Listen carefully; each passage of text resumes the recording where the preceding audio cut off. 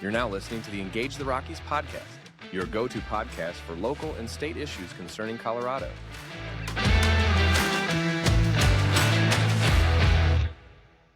Hello, Colorado. This is the Engage the Rockies podcast. I am your host, Jarvis Caldwell, Executive Director of Engage the Rockies. Today, we are talking gun legislation going through the Colorado legislature.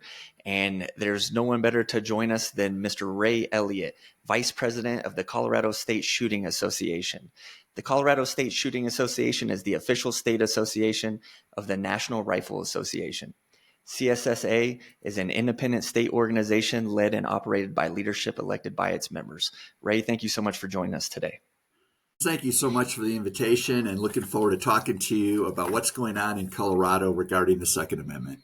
Absolutely. And so just for a little perspective and background for our listeners, so I worked in the legislature in the 2023 session, and I recall the narrative being at the time that the 2023 session was perhaps the biggest infringement on the Second Amendment that we had seen in the Colorado legislature. And now I think we only had 6 or 7 what you would consider gun control bills last year. And, going through the bills this year, I mean, we're going to cover like 8 of them today, but I actually cut out, I think 4 or 5 or maybe more bills just for expediency. So this wasn't a 5-hour long podcast. And so if last year we had 6 or 7 bills and it was the biggest infringement, I would say 2024 takes the cake. And we've pretty much doubled what we saw last year in the legislature. I don't know if that's been your assessment, but I'm absolutely. In fact, absolutely. In fact, we were surprised only this being an election year. And so typically in election years, right, you don't have the type of bills that we're looking at in this legislative session during the election year. So it's really surprising to see that.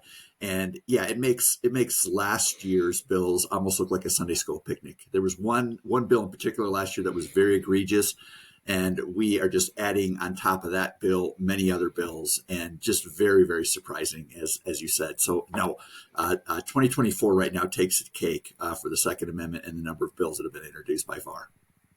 Absolutely. Yeah. And I think I know the bill you're talking about from last year.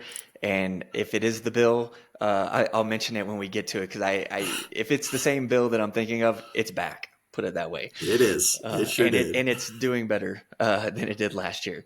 Okay, so we'll jump right into it. I've got 8 bills here. And like I said in the opening, that this isn't even all of them. This is just kind of some of the more important ones that we should probably address. So we'll start with House Bill 24-1353. This is titled the Firearms Dealer Requirements and Permit. And this is concerning requirements to engage in the business of dealing in firearms, and in connection therewith, establishing a state firearms dealer permit. So if I understand this correctly, basically this is saying you don't just need a federal firearms permit to sell firearms. This is now creating a whole new state permit. Is that pretty much in line with it? That is exactly right. That is exactly right. And some of the things that the dealers will be required if this were to pass is really egregious in many ways. But you're exactly right. It's basically a duplication of what is already happening with the federal firearms license, with the ATF, and just creates another whole level of bureaucracy for the state of Colorado, making it, again, more difficult on legitimate firearms dealers. Are going to have to comply with these rules. Even the large box stores are complaining about this because they're going to have anybody who deals with the firearms. I think one of the amendments that was offered yesterday was that only people that are selling the firearms will have to have background checks. But now they will require any employee selling firearms to have the background check. And if there is any, if the business does not comply after the first time, there's penalties that they'll get hit with. And if it happens a second time, they will lose their license for a fairly lengthy period of time, which basically puts people out of business. And one of the other things is, so you have the large box stores, right? And by the way, the cost of this license is significant. It's like double what the cost of getting a federal firearms license is on an annual basis. If I understood correctly when I heard some of the testimony yesterday, federal firearms cost about $200 initially, and then about $90. I don't remember if it was every year or every 3 years. This bill's going to be $400 a year. And then Right. you have this entire bureaucracy being done. That $400 a year isn't going to begin to fund what is needed and what will be required to be able to review things. And so who are the people that are going to be affected? Well, it's going to be everybody, anybody who buys a firearm, but small custom shops will be put out of business. They're not going to be able to handle this with the cost of that. Again, having background checks on their employees. And then one of the things that was heard over and over again, clerical errors could result in people losing their license where something didn't get checked. And who's going to ultimately pay for all this? As we know, businesses really don't pay taxes. They pass it on to the consumer. So at the end of the day, all of us that are law-abiding citizens are going to wind up seeing increases because the cost of labor will go up, the cost of licensing will go up, the cost of regulation will go up. And what's that thing we hear in Colorado? The unaffordability of the state. Right here is a bill that really makes this more difficult, which ultimately is what the intent of the drafters, of the sponsors of the bill are, is to make this more difficult for people to be able to obtain firearms on a legal basis. And the sad part is the bulk of the issues related to firearms are not legal guns. It is guns that are stolen. And that's going to be a theme you're going to hear as we talk through these bills. Yeah, absolutely. And if you'd mentioned a fine, if I read the bill correctly, it's a $250,000 fine for, I think it was the first violation is what it seemed like. I mean, $250,000 for the first violation of this. That, I mean, yes, maybe Shields or somebody could afford that, but is your local mom and pop shop, firearms store going to be able to afford that? There's no way. I mean, that's basically, to me, when I read that, I go, okay, so the intent is to put all this red tape, and the first time you make a mistake, now you're out of business, right? $250,000, you're out of business. Yep. Okay. And it's funny, even the folks from Murdoch's and Baumgar's and places like that testified and had concerns about this bill. It's worse than what would happen if the FFL came in or the ATF came in looking at your FFL license. The penalties are way worse than what they would have from an ATF violation, which is really, really sad. So, yeah, I mean, that's crazy that, usually federal is where you think like the harshest, penalties would come from, and nope, leave it to Colorado to make it worse. You got it. Exactly. House Bill 24-1349, firearms and ammunition excise tax. So this one is scheduled for the House Finance Committee on April 1st. And so basically tax revenue from this bill will be used towards crime victim support services, gun violence prevention, safe and lawful gun use, and enhancement of school safety. Now, my initial impression when I first heard this, so basically it's going to be an 11% tax on the purchase of firearms and ammo. And then when I read what the tax revenue was going to go towards, crime victim support services. And so my initial impression was, wait, so when I buy some ammo or a new firearm or something like that, I'm paying an extra 11% on that. And that's in order for the state to take that money and then go use it towards crime victim services. So it's, essentially, I am being forced to pay for the actions of criminals when I'm buying something legally. Is that kind of a fair take on it? Yes, it's very fair. And you're going to see, Jarvis, as we talk through these bills, it's like the responsible, law-abiding citizens are the ones that are getting hit with this. And you're going to see the reverse, that criminals, instead of us, really wanting the criminals to pay for the crimes that they commit, that we're actually pushing that back to us as law-abiding citizens in several of the bills we'll talk about. By the way, this is a duplication of the federal excise tax. We already have a federal excise tax on firearms, on ammunition, and now we're going to put it on top of. And again, who is this going to affect? You and I may be able to afford it. It may be an inconvenience for us, but those that probably need the protection the most, single moms, right, that may be struggling to make ends meet, are now, if they want to get protection, they're going to have to pay a higher price for that firearm. They're going to have to pay a higher price for ammunition, and those are the people that can least afford this type of stuff. Here, the one side of the aisle will say that we're here to help the guy that's kind of disadvantaged and on the downside. And that is not the case. It's going to actually hurt those people. And when you look at the number of new people obtaining firearms, so on and so forth, it's minorities, it's women, it's people like that where the bulk of that increase is happening. And if they don't have good jobs, have fun with this, and how are they going to protect themselves? As we said, crime is an issue in the state right now, in the metro area in particular. And now you're not going to allow people to be able to purchase the things that they need to protect themselves. It just, again, just goes against every grain in our body with what they absolutely. want to do. And I mean, 11% is not nothing. I mean, if you're buying a $1,000 handgun, which it's very easy to do, you know, because your handguns range, but $1,000 decent handgun, at 11%, you're talking $110 extra for that firearm. Yep. And that's on top of the taxes that you're already paying for it. So yeah, that's absolutely going to price people out. Yeah, you still have sales tax and everything like that. Right. You have to put on top, and by the time you're done, it's going to be a significant amount. And which your background check, firearms obviously. already. Yeah, firearms are already, relatively, they're not inexpensive depending what you go with.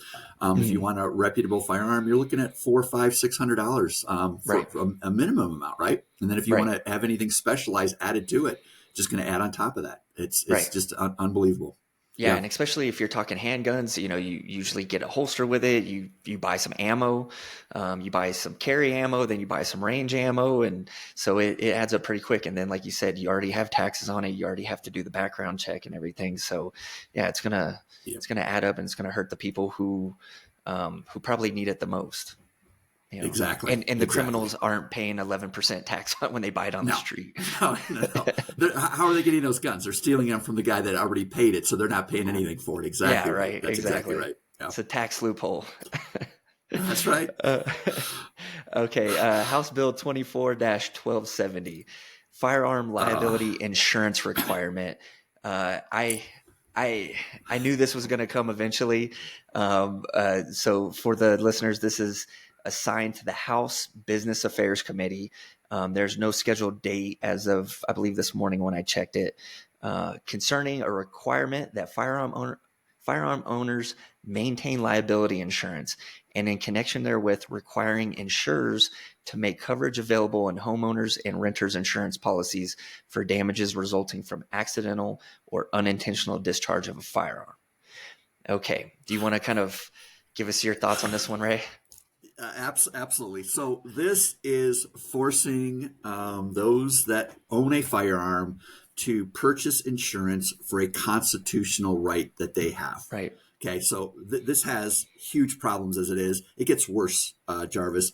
In addition to that, the insurance currently does not even exist. Right. So anybody that owns a firearm at their home, whether it be a shotgun, a handgun, a semi-automatic pistol, they're going to basically become lawbreakers automatically and put us into a status of second class for doing all we're trying to do is protect ourselves. And by having that firearm at our house, how are we supposed to get the insurance? Again, we talk about affordability aspects. This is going to get added if homeowners policies decide that they want to cover. Can you imagine what the cost of this potentially will look like? In something that they have not even delved in prior.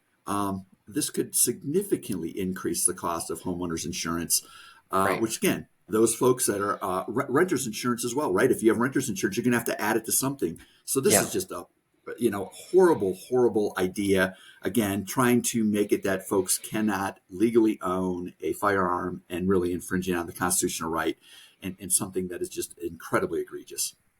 Yeah, and so a couple of thoughts on this when I read this. So, and you touched on it at the beginning there that it's requiring you to have insurance for a constitutional right, and so I'm like, okay, well let's see how we can apply this to some other constitutional right. So I started thinking, I was like, well, you have a First Amendment right to free speech.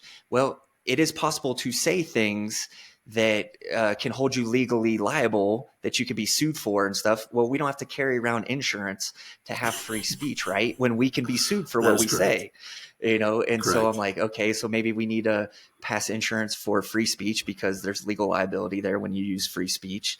And then, I can't help but think I don't know if you recall, there was this pet registration bill that started going through the legislature like right at the beginning. And it was like, for every pet you have to pay a certain amount. And so I'm thinking, okay, if I own, 8, 9, 10 firearms, which I do, is my insurance going to say, okay, for every firearm you own, Yes. that increases the chance of something happening, even though you can only use one firearm at a time, right? But for every firearm you own, that's increased liability. So, if you have 10 firearms, your insurance is going to be significantly higher than if you just have one firearm. And that's something I'm concerned with. And because, like you said, that insurance doesn't exist right now. So, and we're going to be at the will of the insurance companies. I always hear politicians knocking insurance companies, and now basically they're saying, hey, good luck, because now the insurance companies are basically going to have a say over how many firearms you can afford to have. And Jarvis, I'll tell you, I have a daughter who lives in Salt Lake City, outside of Salt Lake City, Utah, in West Point, Utah. Our house insurance right now is so much more expensive than surrounding states. What I'm paying for insurance, now again, I have a little bit bigger house than they do, but it's over 4 times what they're paying. I was amazed to hear what they're paying. And if you remember go back 5, 6, 7 years ago, what house insurance costs and how much that has gone up in the state of Colorado. And then you're going to throw this on top. One other thing I do want to bring out on this bill, so people will have places they can call. There's a company called U.S. Law Shield or USCCA, right? That, hey, if you have to discharge that weapon, it kind of provides legal services to you. And they may think that, hey, that's good. That's good. That's going to cover what this issue is. It does not. That is not what they're referring to. It literally is insurance, not legal stuff, but actually insurance you have to buy. So if you have some type of a policy that covers you from the legal standpoint, should you have to discharge a firearm, that is not what this bill is going to do. It literally will require you to find insurance, as we said, that does not currently exist. Incredible. Yeah. I agree. Yeah. I wasn't surprised to see it, but yeah, it's when you really start thinking into it. I mean, to me, it almost seems like a poll tax, right? Like poll taxes are not legal, right? Because you have a constitutional right to vote, and they're basically taxing you, charging you to exercise that.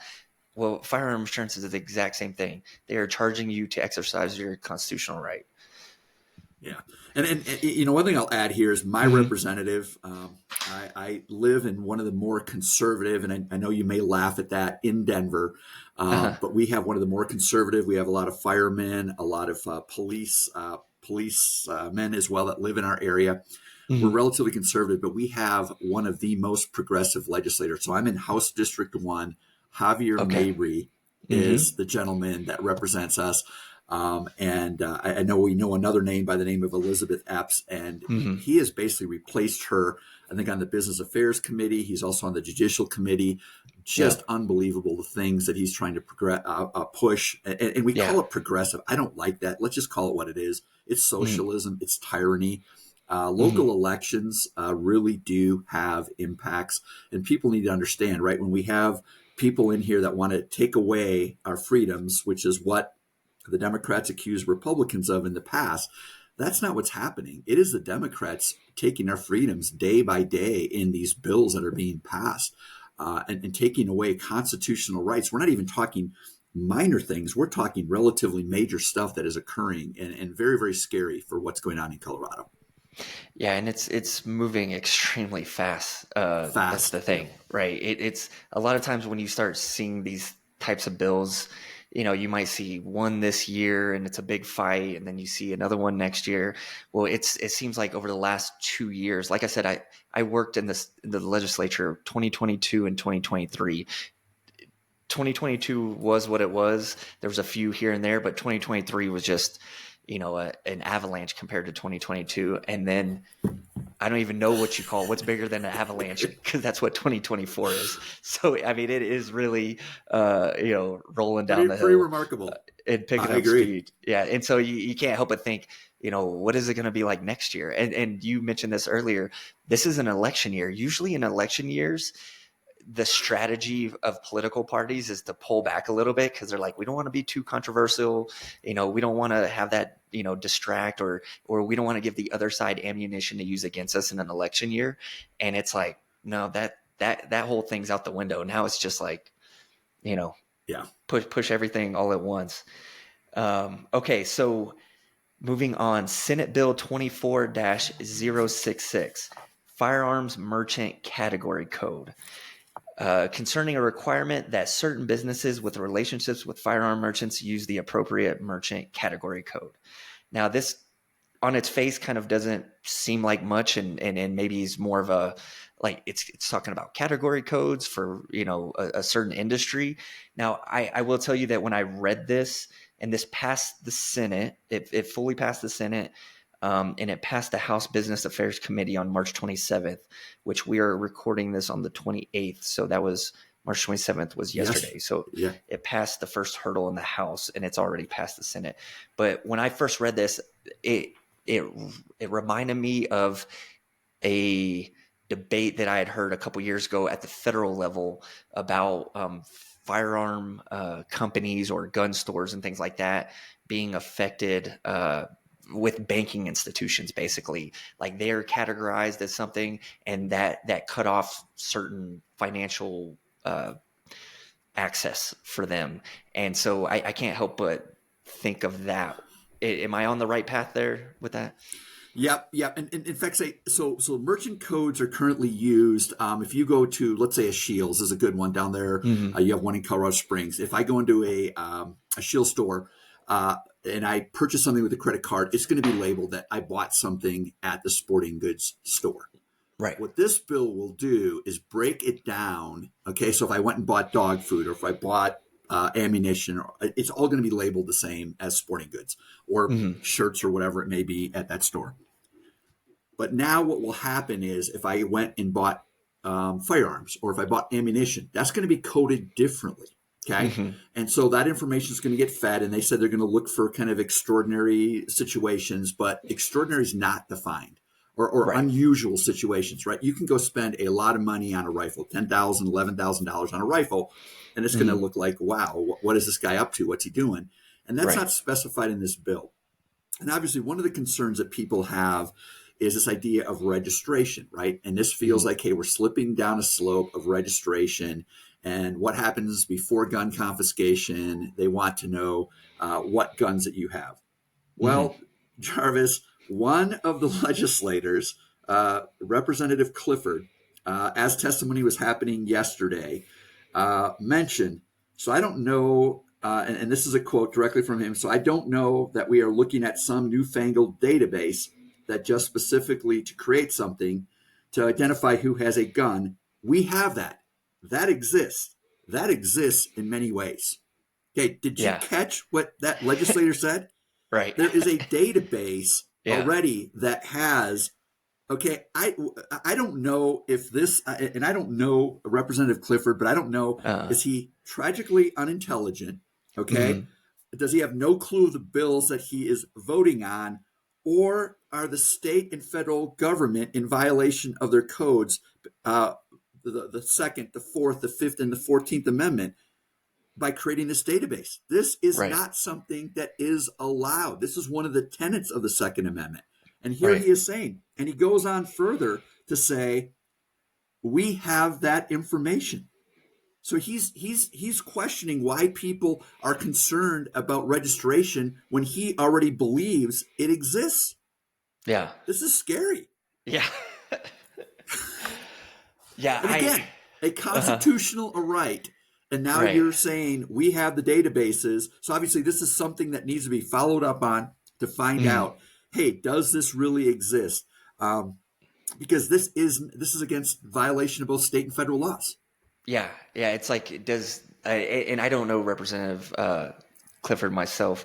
I don't know if he was a new appointee. He or she was a new appointee or something, maybe for a vacancy. But it is. I guess the question is, do they know something we don't know, or are they just misinformed? Exactly. And they just think, well, there's universal registration in Colorado, so there has to be some kind of database, I guess. Yeah, I don't know. That's a interesting one that I hope gets followed up on. Exactly, fleshed out, Yeah, whatever. Yes, yeah. yes. And I again, what we're looking at here, mhm, second class citizens for those right, that decide to purchase firearms, right? It's like we're trying to separate, and this just brings right, me back to, right, divide and conquer. To the extent they can divide those in our country, then the powers that be that want to turn us into the nation that we're currently not, but they want us to become, which is a socialistic, communistic country, where now you have a group of individuals dictating what you can and cannot do. And that's fundamentally, I think, one thing, right, where we talk about limited government. We don't want the government involved. We want as little government as we can. We believe that there is a purpose for government, but the more government begins to intrude on our daily lives, on our constitutional rights, right, that's mhm, tyranny. That's and there's people that come from all over the world. Why are the people leaving Venezuela, illegal immigrants, and wanting to come to this country? Because of that exact issue where mhm. they don't have a say, they can't voice, they don't have free speech. It's very concerning where we're headed. And Absolutely. as you said, how quickly Colorado has moved that way. This has Yeah. happened right in the last, I would say, 5 years that we've really gone so quickly over to the dark side. Yeah.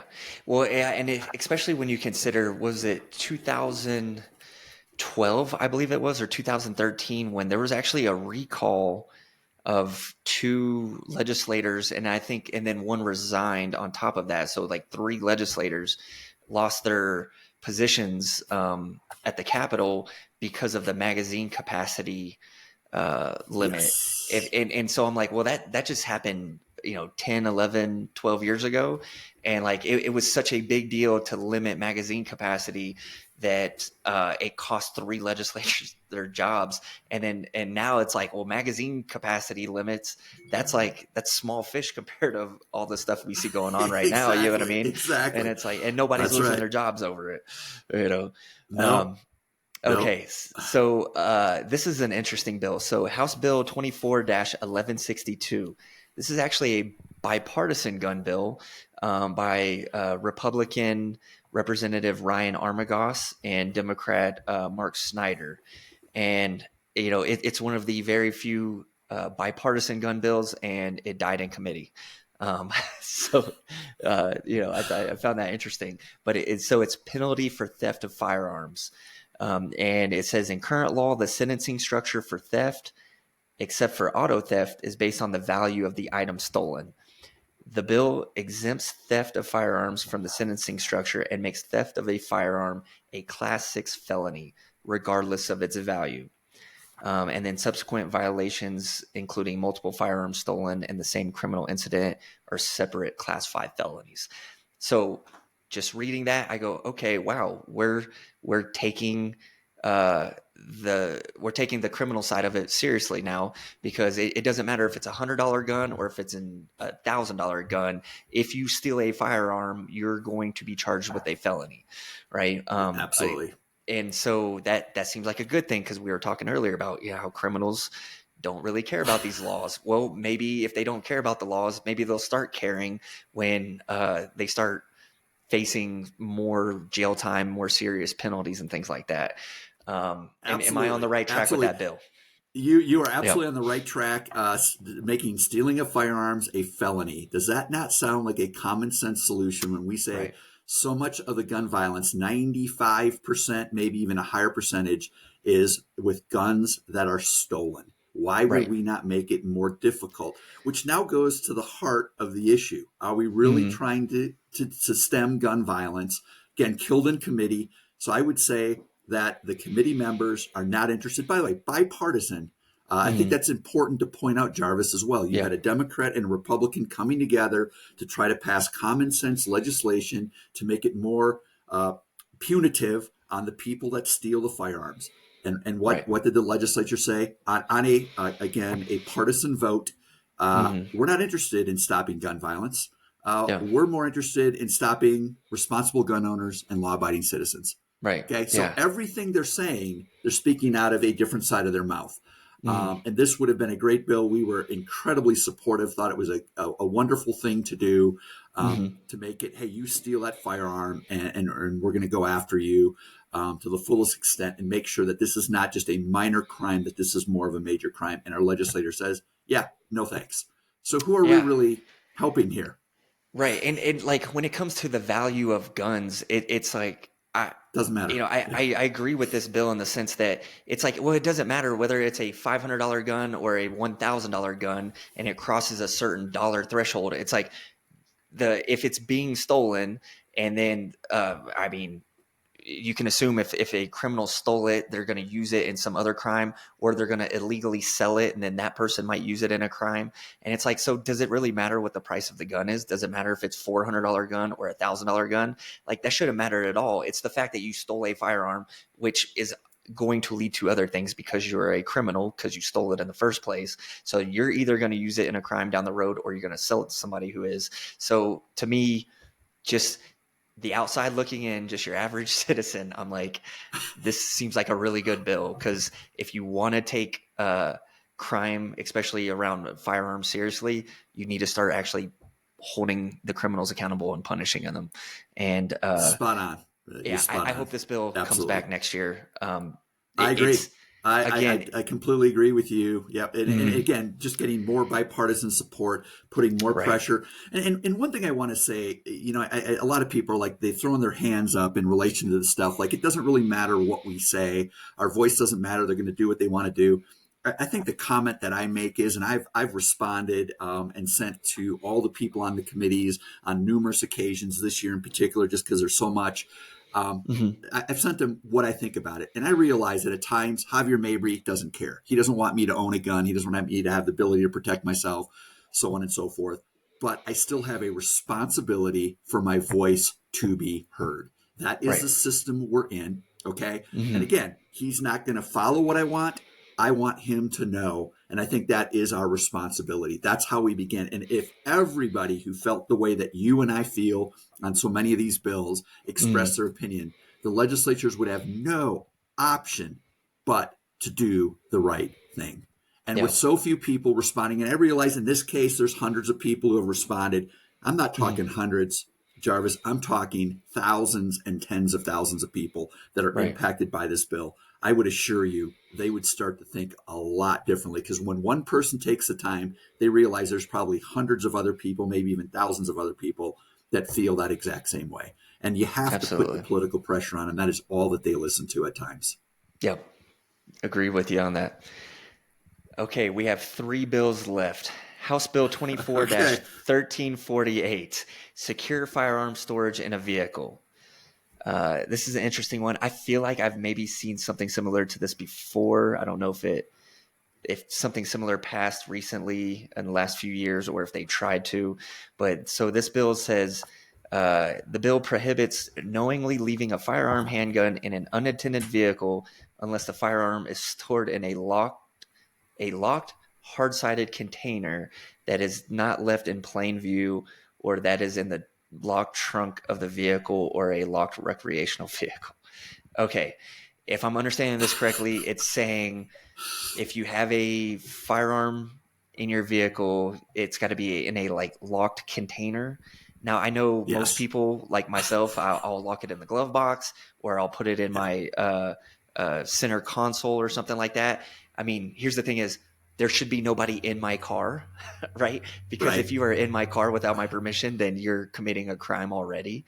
So my again, just as a average citizen here, when I read this, I say, okay, this isn't focused on the criminals. This is basically making the law-abiding person a criminal if they don't, properly store their gun in their car.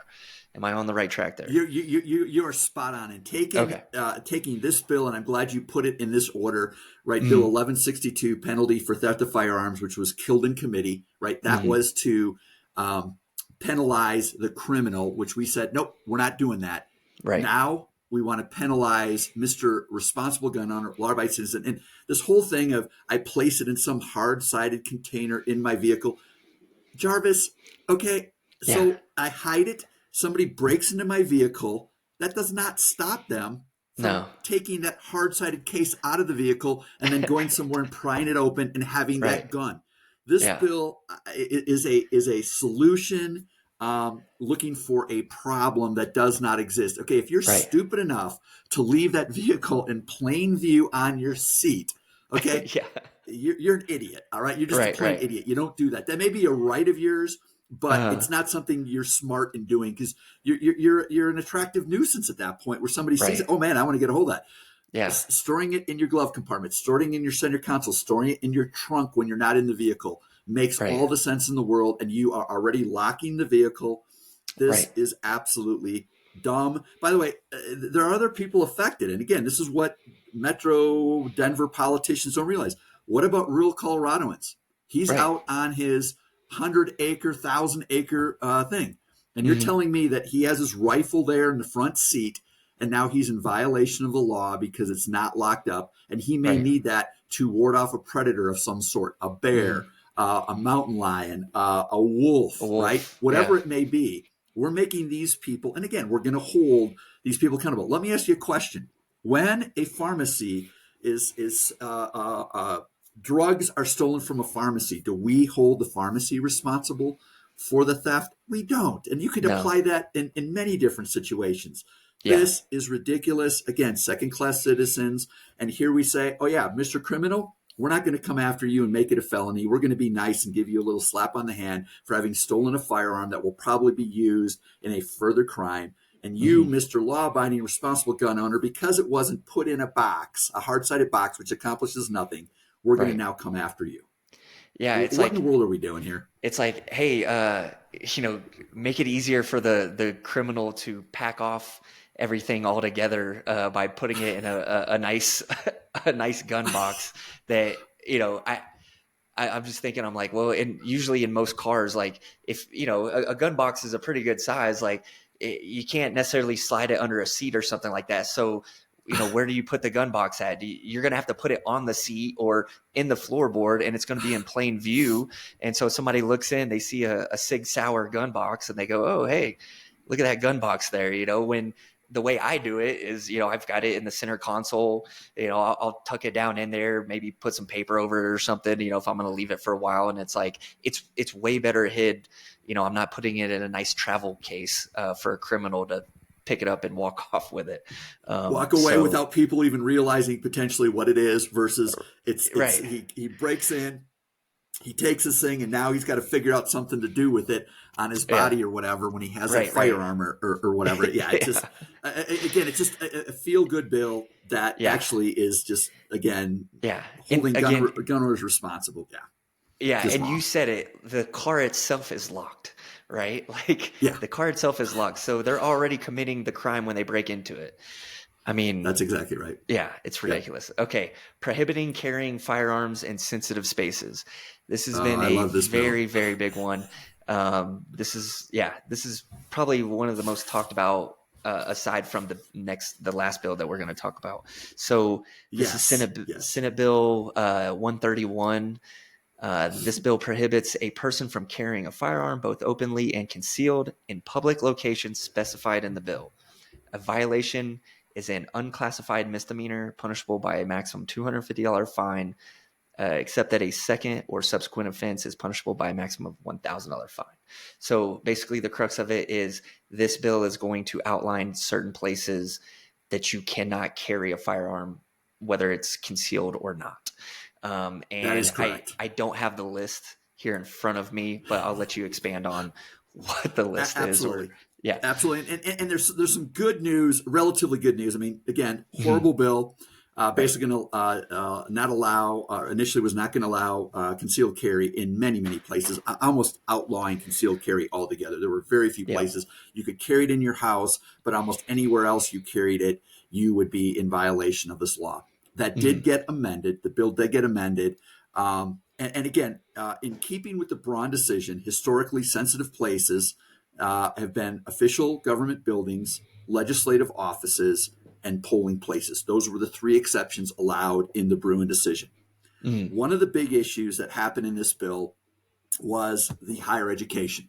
CU had a policy before the preemption that you could not carry a firearm on the CU campus at any of their campuses at all. When Colorado passed the ability to concealed carry and basically made all municipalities, all jurisdictions follow the same rules and regulations, CU had a problem with that. Well, what's been incorporated in this bill is you're not going to be able to concealed carry within schools as just a regular, responsible, law-abiding citizen within colleges either. Okay, and what we've seen as we watch this, that we believe that it still will allow staff members to carry. So there's a group called FASTER that trains school teachers and staff to be able to carry in schools. I think one thing most people are not aware is there has yet to be a school shooting of any kind where the school allows their staff to be able to conceal carry. Okay. Yeah. This bill, fortunately, from what we understand, now again, understand that the 2 amendments came through late last night. I was actually coming back from Virginia yesterday, listened to this, heard the amendments. They didn't even nobody was able to read what the amendments were. We're still looking at those issues to find out what it is. We do think this bill is less bad than what it was and that it's eliminated a lot of stuff. But folks, one of the big issues we have in Colorado is all the school shootings that have happened. We're like the first in the country with Columbine, right? And they all have a common theme: no guns allowed within school.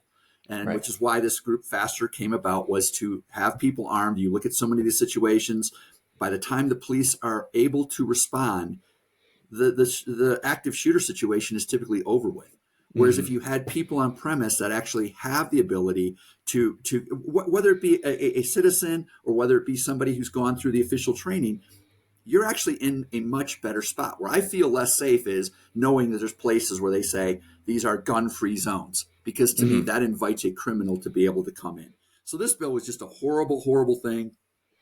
We've seen some modifications and changes to it. It now, since it's passed the Senate committee, is on to the committee of the whole, as you said. So the whole Senate will be voting on this. Still more work to be done. And hopefully we can get this thing killed because we believe, as an organization, as people that advocate on Second Amendment, any place you put that restriction, that responsible gun owners can are no longer allowed to conceal carry guns, we're putting the public at much more harm. I mean, just look at all the situations that happen where somebody who just happens to have a gun is able to take down an active shooter and save and prevent many, many deaths from happening. This stuff will absolutely hurt that, no matter where it gets passed. And something, so it's something for people on the eastern slope that maybe they don't think about it as much. But I know a lot of legislators on the western slope, and it's very rural. And they're like, their schools are so spaced out, and their law enforcement offices and things like that, where their police stations are, or their sheriff's stations, they're like 40 minutes away sometimes. And so they really, really rely on their teachers going through like a FASTER Colorado with Laura Carno. And first off, because it's kind of two issues there. The first issue is they just can't afford security there because of budgets and things like that. They can't afford a full-time security officer with a weapon. So they really rely on having staff members and teachers, administrators, whoever they decide carry, because they're like, well, we can't afford a security officer and the police are 40 minutes away. And so, this is literally the only way we have protection. And if a bill like this passes, you're just leaving us unprotected, completely unprotected. Yep. I think that's something that people, especially in Denver Metro or Boulder, places like that, they just, I don't think they think about that, right? They think the entire state of Colorado is like Denver, and it's like, no, it's actually Denver's like its own thing. Like, if you talk to the bulk of the police officers, even in the metro area, their response time, right? We're talking still minutes, 2, 3, 4, 5 minutes to arrive.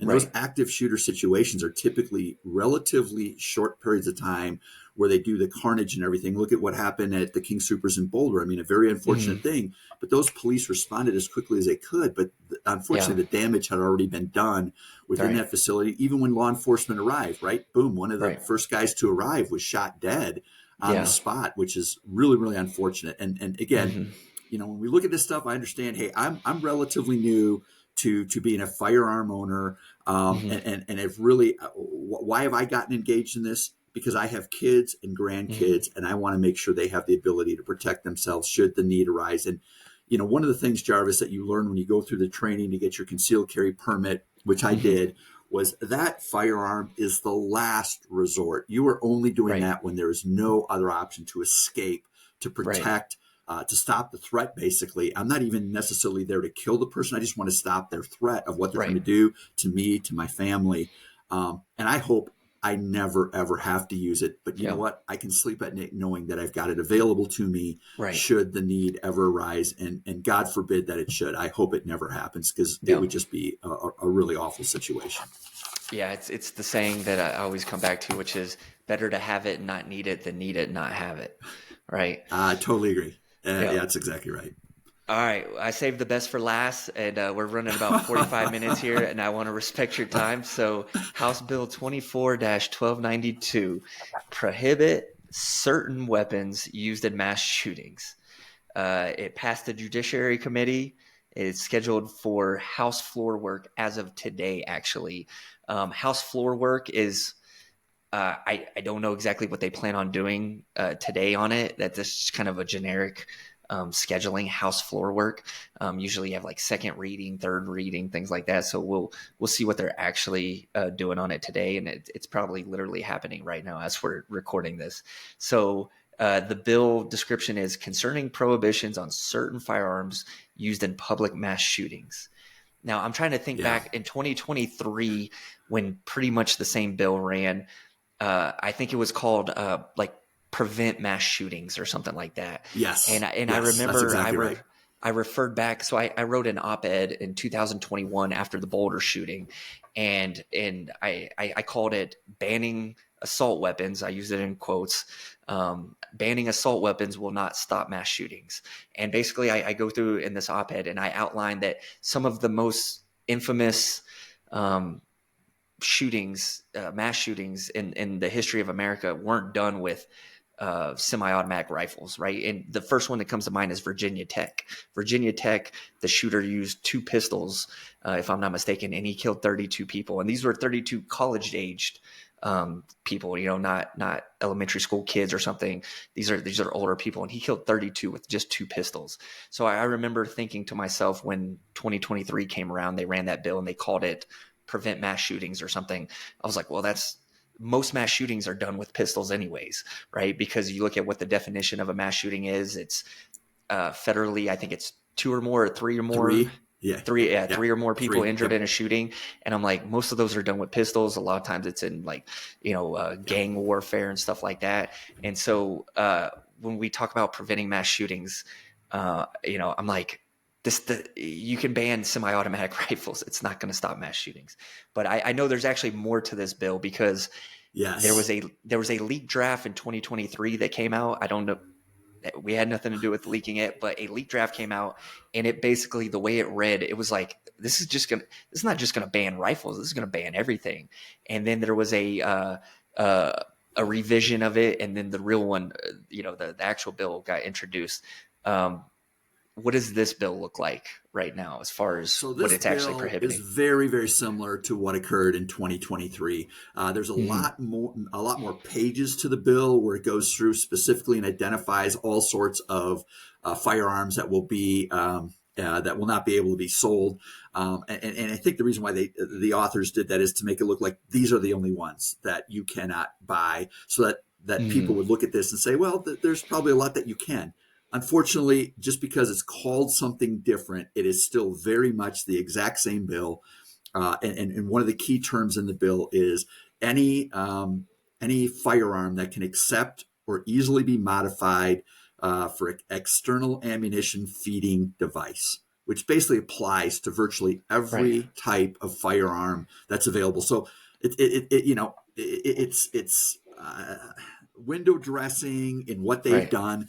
And just to talk a little bit about the whole testimony. So they listened for 12 hours. I got to listen to a good portion of this. That was 12 hours of people that were in the chamber at the Judiciary Committee to testify. Online folks, They only got through the A's and B's and part of the C's, and the bulk of the testimony was in opposition to this bill. This would literally wipe out the 10 most popular firearms that women would buy. They're no longer going to be available if this bill passes. The bad news is, Jarvis, as you said, last year, this bill got killed in committee, if you remember. It was surprising. We thought it might pass committee. This year, unfortunately, it went the opposite way. Yeah. And one individual I want to call out, because last year he voted against the bill, a gentleman we already mentioned earlier who was in bipartisan support of a bill that got killed, the one that was a penalty for theft of firearms, Mark Schneider. He was mysteriously absent and excused for this bill this year. He was a no vote last year, and this year he is gone. He doesn't show up. He's not there for the committee, which just raises a lot of red flags in my mind. He is obviously from your area in El Paso County, probably trying to say, hey, I didn't vote against the assault weapon ban bill, or I didn't vote for it. Right. So I don't know if he was pressured or what happened, but just a big issue. And again, this literally will put businesses out of business. Any firearm dealer is really going to struggle if this assault weapon ban does go through. Yes, as you said, it was scheduled for the House floor, I think, earlier, and now you're saying, hey, it's back on as of today on the House floor. Curious as to what's going to happen. This bill was, again, sponsored by two of the most progressive, Tim Hernandez, Elizabeth Epps, but it passed the committee. Obviously, it's one that has people very, very upset. But when you, again, as we look at all these bills going on, I mean, this is just crazy, right? Not going to be able to buy a firearm. Not going to be able to carry a firearm in so many places. If you do have one, you're going to have insurance. If you carry it in your car and it gets stolen, you're responsible now. Right. I mean, just amazing. The litany in an election year. Folks, make your voice be heard. Know what the people, who the people are that you're voting for. Elections have consequences. And these people are taking it way further than we've ever seen anything happen in the state of Colorado before. And this bill is of major, major concern to every Second Amendment group in the state of Colorado. And it should be of concern to anybody who wants to be able to protect themselves. It is just unbelievable how far they're reaching with this. Again, just like they did last year.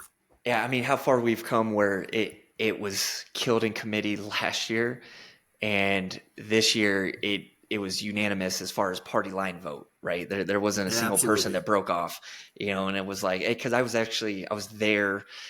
I think they voted on it in committee about 1:00 in the morning. And I was the comms director at the time in the House of Representatives. And so I had all my tweet and my Facebook post. I had everything ready to go, whether it passed or didn't, because I wanted to be the one breaking the news. And so, I was there. It was like 1:30 in the morning. And then, it was interesting. I think the governor had a lot to do with that. There was a lot of movement in the committee and people getting pulled off the committee and put in, and, there was a lot of curious stuff going on at the time. And, I guess what you could say is moderates being put, in place on that committee, because I don't think the governor wanted it to pass. Now the governor, as far as I know, the governor has not said anything publicly about it. And, aside from, well, we'll see, what happens in the legislature, but, he's going to have a very big decision. If the Senate doesn't kill this bill, he's going to have a very big decision to make, because he's Mr. Libertarian. And so how libertarian is it to start banning the most commonly owned rifle in the country? So it'll be interesting to see what happens there. And if the Supreme Court takes this up. To see, right, in between the 2 years, what happened, right? We had 3 Democrats last year, Mark Schneider, Bob Marshall, and a gentleman who's no longer on there. Saeed, right? Sharmini, Whatever. I think. Yeah, that's it. That was who said nothing during the committee. I was there last year. And Jarvis, I didn't stay down at the floor the entire time. I actually came home and I stayed up the entire time for the exact same reason you did. So I wanted to know what the outcome was, because I invested quite a bit of time in this. It's a civics lesson, by the way, to anybody who's never had the ability to testify. Do not be nervous. Right. I was very nervous, even though I had been in city council before. I had never gone and testified before state committee. It was great to watch and then see all the interactions. You really get to see kind of inside baseball, so to speak, or inside Right. the state capitol as to what goes on and what happens. And very, very incredible, and affects one of the sponsors. Again, same sponsor of the bill this year. She is for an outright gun ban, Elizabeth Epps, and I believe Tim Hernandez falls into that same category. She says it's the guns. It doesn't have to do with the people. It's the guns themselves, which I completely disagree with, because there's a lot of people killed by vehicles. Do we say it's the vehicle? It's the vehicle? No, it's the person behind the vehicle. It's the person behind the gun pulling the trigger that that causes the problem. And these folks are not. They don't believe that for a second. They want them gone. And they really want to undermine what we know as our republic, our democratic republic. They want it gone, and they want the government making all the decisions for you and I. Yeah. Well, that's a great place to leave it off, Ray. We ran way over, but it was a great conversation. I totally agree. It was a great conversation, and I mean, we covered some of the big ones. Again, so the Speaker of the House and the Senate President, they have the ability to add bills throughout the entire session. So even though we covered 8 bills, I had to leave off, just for the sake of time, like 4 or 5 other gun bills. A couple of them are what I would consider pro-gun bills. But, you know, we don't even know if this is all of it, because the speaker, you know, tomorrow could say, oh, you know, she could authorize another bill to go through, because every legislator, for the audience who doesn't know, every legislator gets 5 bills, but the speaker or the Senate president, they can authorize additional bills as the session goes, which is why you end up with about 600 bills during the session instead of 500. That's amazing. Amazing. And so we don't even know if this is everything. They could keep adding them. But Ray, thank you again. And so Colorado Sport Shooting Association, or excuse me, I always say sport, Colorado State Shooting Association website that people can go to. Is it Colorado? CSSA.org. We were fortunate to be able to have a 4-letter website, and that's an easier way to remember it, because it's very easy to mess up what the initials stand for. CSSA.org. And Travis, if I can just put in a little bit of excuse me, I call you Travis. I've been wanting to do that all day. It's Jarvis. I know that. My apologies. CSSA.org. We are an all-volunteer organization, and we advocate specifically in Colorado for the Second Amendment. The ways that we do that is number one, we have our voice be heard. We're sending out emails constantly to allow all those that are members in our organizations, or our organization, to make sure they're aware of what's going on, to have their voice heard. We advocate on behalf of the legislator, trying to get good people elected. The best way to stop these bills is to have good legislators in there that understand the importance of our ability to protect ourselves in the Second Amendment. I am a volunteer. I don't get paid for anything that I do. It is that important to me. I'm a grandpa.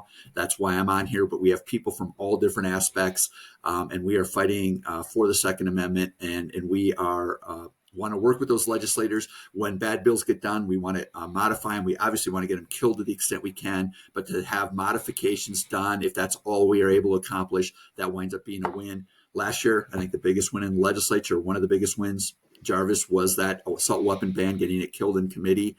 This year, we don't have any that we can say yet. We're seeing modifications happen, but we definitely want to see some wins happen. Folks, it's important for you to have your voice heard. It doesn't take long at all to get in touch with your legislator, regardless of what they are, and just let them know you support what they're doing, or if you're opposed to what they're doing, let them know that as well. I think that's incredibly important. Absolutely.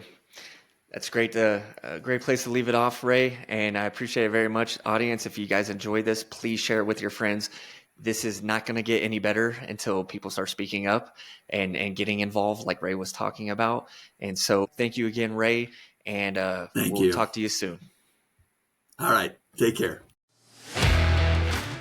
Thank you for listening to the Engage the Rockies podcast, your go-to podcast for local and state issues concerning Colorado.